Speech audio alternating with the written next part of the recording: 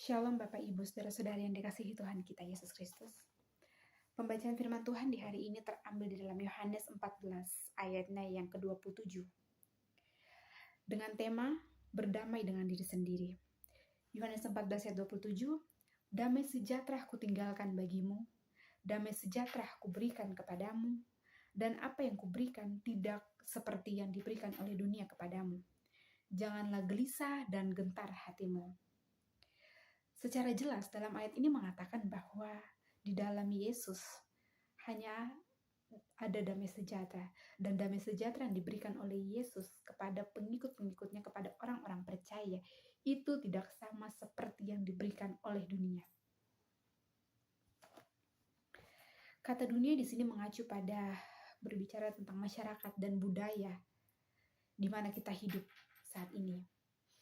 Sebelum kita membahas lebih jauh mengenai perenungan di malam hari ini, saya ingin kita untuk menyelidiki atau mengetahui, menggali sedikit makna arti dari damai sejahtera itu. Kata damai sejahtera itu dalam bahasa Ibraninya, damai itu dalam bahasa Ibraninya yaitu shalom.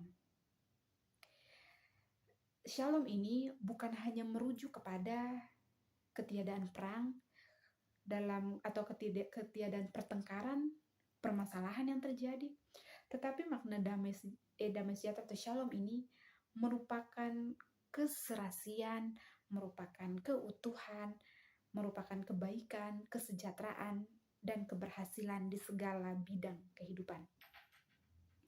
Lantas bagaimana seseorang itu dapat memiliki damai sejahtera? Ada beberapa poin yang akan saya bagikan. Poin yang pertama, perlu kita ketahui bahwa damai sejahtera tidak dapat terlepas dari kekudusan. Di dalam Ibrani 12 ayat 14 mengatakan bahwa tanpa kekudusan seseorang tidak dapat melihat Allah. Itu jelas bahwa tanpa kekudusan seseorang tidak dapat memiliki hubungan yang baik dengan Allah. Tanpa kekudusan seseorang itu tidak mendapatkan damai sejahtera dari Allah.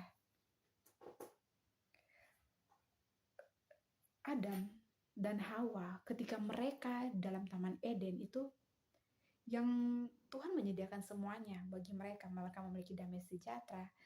Dan ketika mereka memilih untuk keluar daripada sumber itu, mereka memilih untuk hidup di dalam dosa, damai sejahtera itu mulai hilang dalam diri mereka. Mereka tidak lagi merasakan damai sejahtera karena mereka terpisah daripada sumber damai sejahtera itu. Makanya ketika Kain membunuh Habel itu, dia merasa takut karena memang dosa itu membuat seseorang itu tidak dapat merasakan damai sejahtera. Sama seperti kita, ketika kita waktu menjadi seteru dengan Allah, kita memberontak dengannya. Bayangkan semua kekacauan yang terjadi. Apakah akan timbul damai di situ? Tentu tidak ada.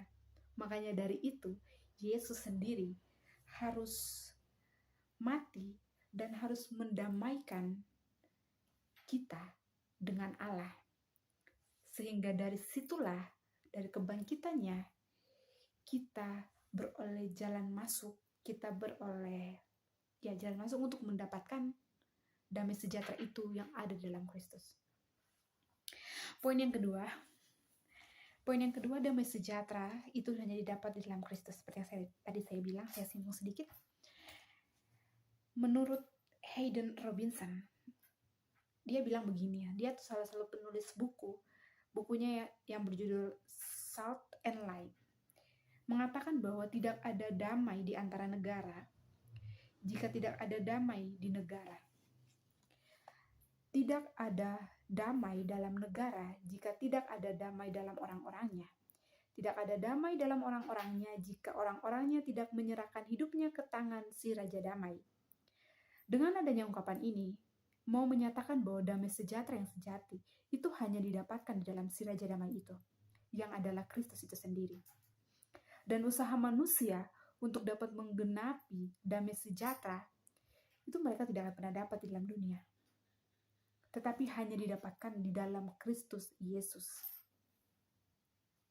Damai sejahtera itu hak semua orang, Bukankah Yesus telah mati dan bangkit buat semua orang? Dan memberikan hidup bagi semua orang. Dan hidup dan orang itu mempunyai hidup dalam segala kelimpahan. Hidup yang berkelimpahan itu seperti apa?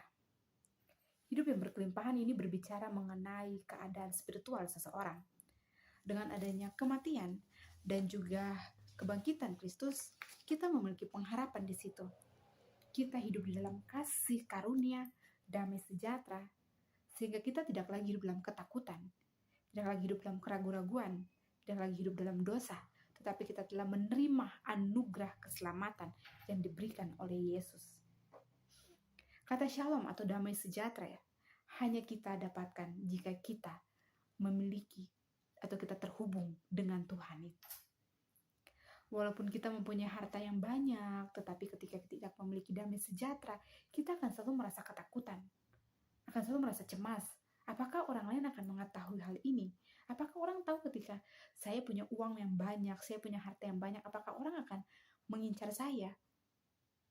Atau bagaimana? Banyak hal yang terjadi, banyak hal yang dia pikirkan dalam pemikirannya tentang kekayaannya, karena dia tidak memiliki damai di situ.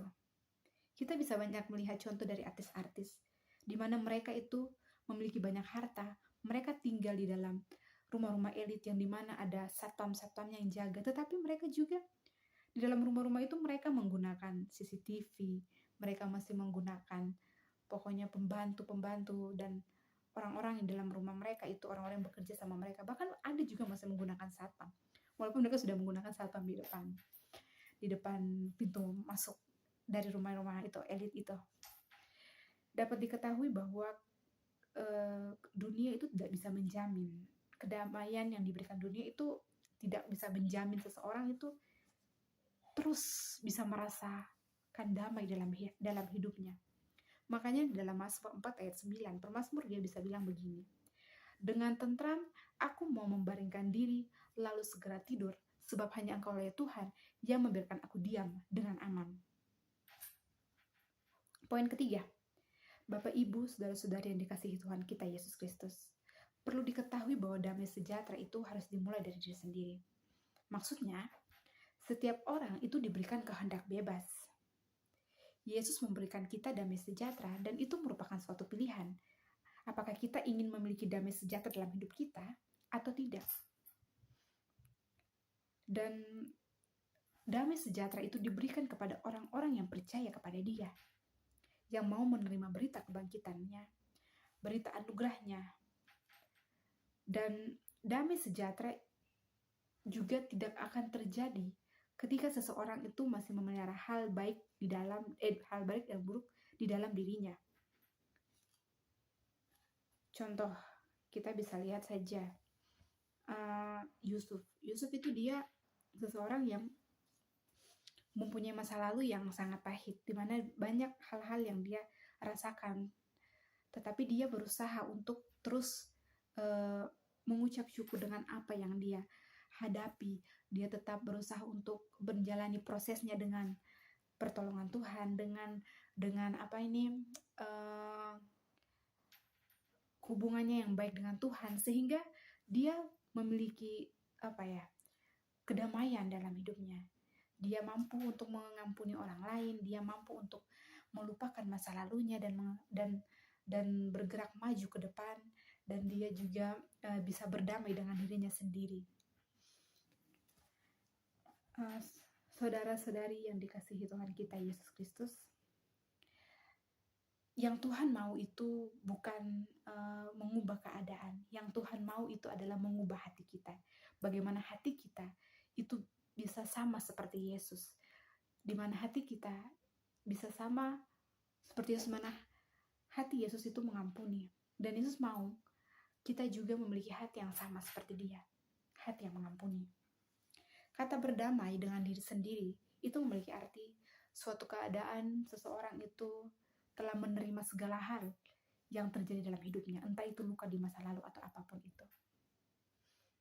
Dengan begitu, yang kita diharapkan untuk bisa menjalankan kehidupan yang lebih baik dan tenang ketika seseorang itu dia dapat berdamai dengan dirinya sendiri. Banyak orang-orang saat ini tuh susah berdamai dengan dirinya sendiri dan mereka cenderung tinggal di dalam masa lalu mereka terus. Ambil contoh saja, banyak anak-anak muda juga yang saat ini kehilangan arah. Mereka itu mencari kenyamanan dan cinta di tempat-tempat yang salah karena mereka tumbuh dari dalam keluarga yang memiliki luka, keluarga broken home, keluarga yang orang tuanya nggak mempedulikan mereka, bahkan keluarga yang toksik. Sehingga mulai muncul kebencian dan kepahitan yang mereka simpan terhadap orang tua mereka. Sehingga dengan keadaan itu, yang belum berdamai dengan dirinya dan juga masa lalunya, membuat mereka juga mampu untuk bisa menyakiti orang lain. Karena seseorang yang memiliki luka dan belum sembuh, dia akan mampu untuk menyakiti orang lain. Makanya banyak tumbuh orang-orang yang mereka ketika memiliki keluarga, mereka berumah tangga, mereka itu cenderung untuk melukai keluarga mereka, melukai istrinya, melukai anak-anaknya, karena mereka belum bisa berdamai dengan dirinya sendiri. Lantas, Bapak Ibu saudara-saudari yang dikasihi Tuhan kita Yesus Kristus, bagaimana caranya seseorang itu supaya dia bisa berdamai dengan dirinya sendiri? Tentu ini bukan suatu hal yang mudah untuk seseorang itu bisa berdamai dengan dirinya sendiri. Dia harus bisa jujur dengan dirinya sendiri. Dia harus bisa jujur dengan Tuhan. Dia harus bisa jujur dengan sesama. Dan yang paling penting itu, dia harus bisa meminta pertolongan Tuhan. Keinginan Tuhan, saya pengen untuk bisa berdamai dengan diri saya sendiri. Dan ketika seseorang itu dia mengungkapkan kalau dia pengen untuk berdamai dengan dirinya sendiri, oleh pertolongan Roh Kudus, pasti orang itu akan didamaikan. Pasti orang itu akan bisa memiliki damai sejahtera, sehingga dia mampu untuk bergerak maju, dia mampu untuk move on dari hal itu. Dan dia tidak hidup terus di dalam rasa sakit yang mengakibatkan dia tidak bisa memiliki damai sejahtera. Orang-orang seperti ini, mereka kadang itu tidak mengetahui bahwa diri mereka itu sebenarnya memiliki potensi yang besar. Tuhan memberikan mereka potensi yang besar dalam diri mereka. Tetapi karena mereka tidak bisa berdamai dengan diri mereka sendiri, sehingga membuat mereka itu masih terus hidup di dalam masa lalu. Dan mereka tidak bisa melihat pekerjaan Tuhan di dalam kehidupan mereka. Dan mereka juga tidak bisa dipakai secara maksimal. Hari ini kita dapat belajar bahwa berdamai dengan diri sendiri itu sangat penting untuk seseorang bisa bergerak maju dan tidak tinggal di dalam masa lalu yang membuat seseorang itu susah untuk berkembang, susah untuk menjadi berkat buat orang lain. Maka dari itu kita juga kadang tuh kita merasa bahwa diri saya ini sudah sembuh, tetapi terkadang belum. Kita tidak bisa menyelidiki hati kita. Makanya dari tadi saya bilang, jujur sama diri sendiri, minta pertolongan Roh Kudus, karena hanya Roh Kudus yang bisa menyelidiki hati seseorang. Apakah orang ini benar-benar sudah sembuh, sudah move on, atau belum? Makanya di dalam Mazmur 139 ayat 23 sampai 24 dia berkata begini. Permazmur dia berdoa seperti begini. Selidikilah aku, ya Allah, dan kenalkanlah hatiku. Ujilah aku dan kenalkanlah pikiran-pikiranku. Lihatlah apakah jalanku serong dan tuntunlah aku di jalan yang kekal. Dari sini kita dapat belajar bahwa sangat penting sekali untuk kita meminta pertolongan Roh Kudus. Sehingga kita tidak terus seperti yang saya bilang, hidup di masa lalu. Tetapi kita bisa bergerak maju. Sehingga potensi-potensi yang diberikan Yesus, talenta-talenta yang diberikan Yesus dalam diri kita, bisa kita gunakan untuk juga kita membantu orang lain. Untuk mereka juga bisa memiliki damai sejahtera dalam hidup mereka. Amin.